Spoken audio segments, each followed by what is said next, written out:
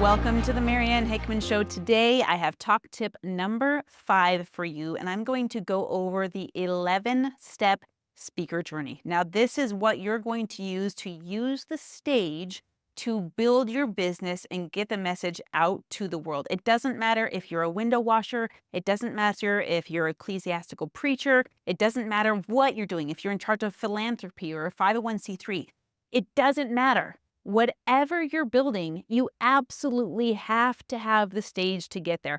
Last week, I was with Ryan Pineda at WealthCon, and I asked him this question when it came time for Q&A. I said, when did you transition rather, from real estate to stages? And he gave this beautiful answer. I'm going to share it with you on the YouTube channel here in just a few days. As soon as we get the clip uploaded, I'll share it with you. But essentially, he repeated everything we've been saying on this channel. If you want to grow your business, you can't do it unless people know who you are. You might have the greatest product in the world. You might have the most powerful transformational message out there, but unless people know who you are, nobody can hear it. If you want more donations to your cause, if you want more customers, if you want more people's lives to be changed through what you know, you have to get on stages. So I'm going to give you right now the 11-step speaker journey for how to create and craft your message, how to get it out to the world in a sustainable way so that you don't get burned out and your passion dies with you because it's not sustainable. So I'm going to throw an infographic right on the screen for you. Let's be honest, Richard's going to do this later because this is going to be his masterpiece. So watch this on the screen. Take a screenshot of this. This is the 11-step speaker journey. Now, this is what I have created based on my 33 years of experience on stage. There's a pattern. Success leaves clues. These are the steps of your 11-step speaker journey. So eyes on the screen, check this out. Step number 1 is to define your expertise. You've got to know what you're good at. Now, a lot of people struggle here. Listen, you're a chapter ahead of where you used to be. You're 5 years ahead of where you were 5 years ago. So you might be an expert in something that you 5 years ago needed. You've come a long way. So don't discredit yourself. It might be in cross-stitching. It could be in sewing. It might be in hairdressing. It might be in makeup. It doesn't matter. You've got a level of expertise. So define it, get clear on it, and understand that your audience is probably the version of you 5 years ago that didn't have any clue what you're talking about.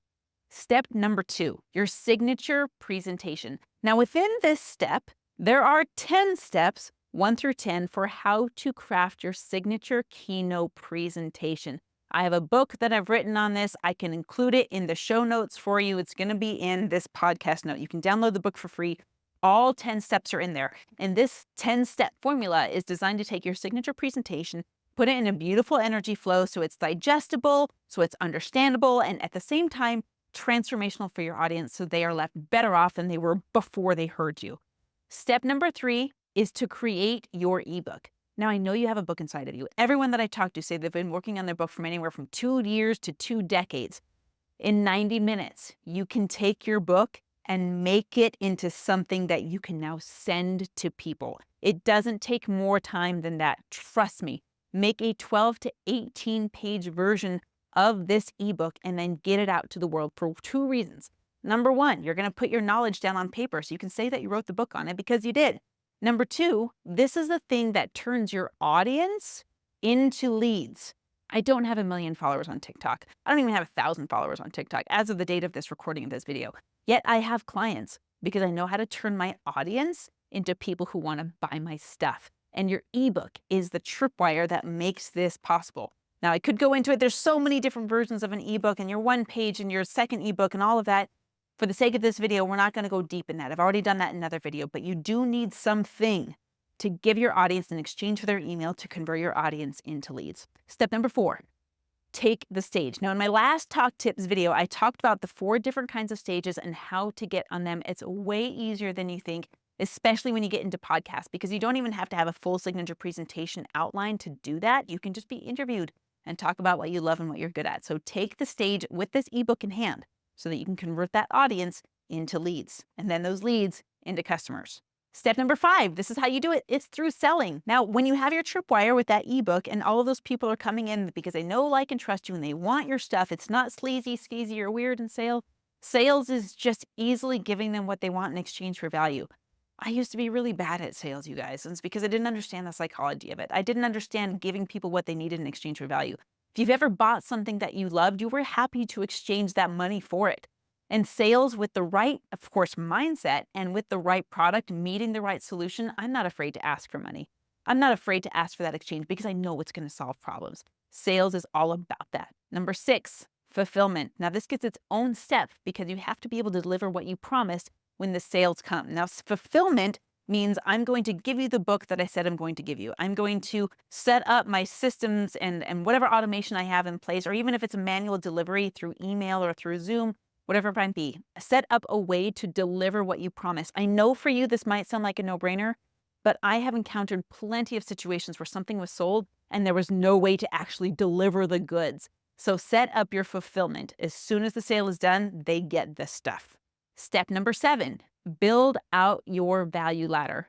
A lot of people I talk to think this has to come earlier in the speaker journey. And the truth is you're wasting your time if you move this up. If you've already built courses, how do you know that people actually want them if you don't have any way of interacting with your people? How do you know that you should even build that separate course or that module if your audience isn't asking for it? You have to know what your audience actually wants before you waste the time building the product. You don't get to create market demand. You get to answer market demand. And that's why this step is step number 7, because you need to get your audience and people well enough to create something that they'll actually want. Sales is step 5. And you might be asking, Marianne, what am I selling if my value ladder doesn't come till step 7? Right now in step 5, what you're selling might just be a one-on-one. It might just be a group call where you're answering questions and getting to know people and creating a mastermind.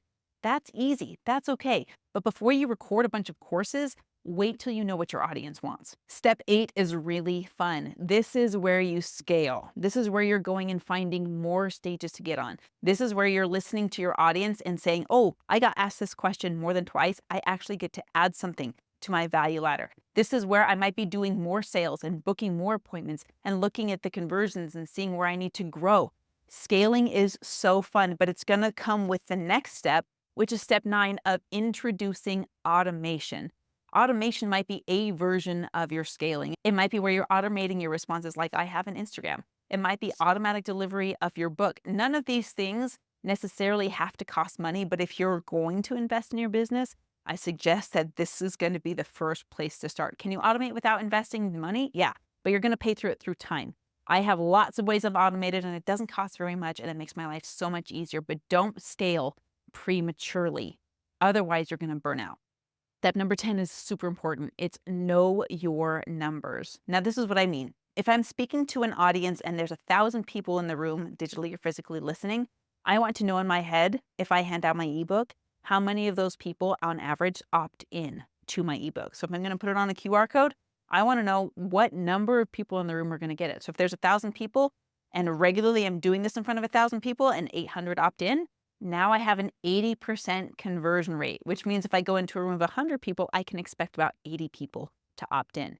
The next numbers I want to know is my sales closing ratio of the opt-in rate. How many people actually bought my stuff? This is how I'm going to understand whether or not I should appear on these stages, especially when I know the next number of the average dollar value per customer. This is different than the average dollar value of the products that you have to sell. The average dollar value per customer is how much money does the average customer spend with you. Once you know that number, watch this. You can know how much your average customer spends. And if you know on average how many of your leads close, and on average, how many people in your room become leads, now you suddenly know how valuable each certain stage is. Now, step 11 is patch the holes.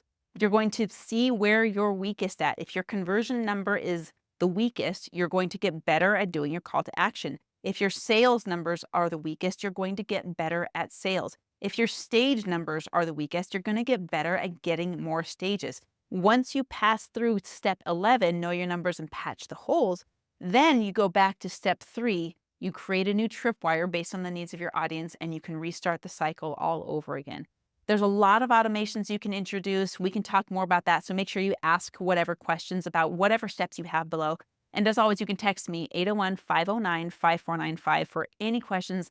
We'll see you in the next Talk Tips. Marianne Hickman here again. Listen, I hope super helpful for you. Maybe you learned something new. Share with me in the comments what was valuable. Or if you have this whole separate question like, hey, I wanted to know about this. I wanted to know about stage fright. I want to know how about my presentation on stage. I want to know about how to dress on stage. Anything that you want to know that's relevant to growing your business through stages, put the questions. Because guess what?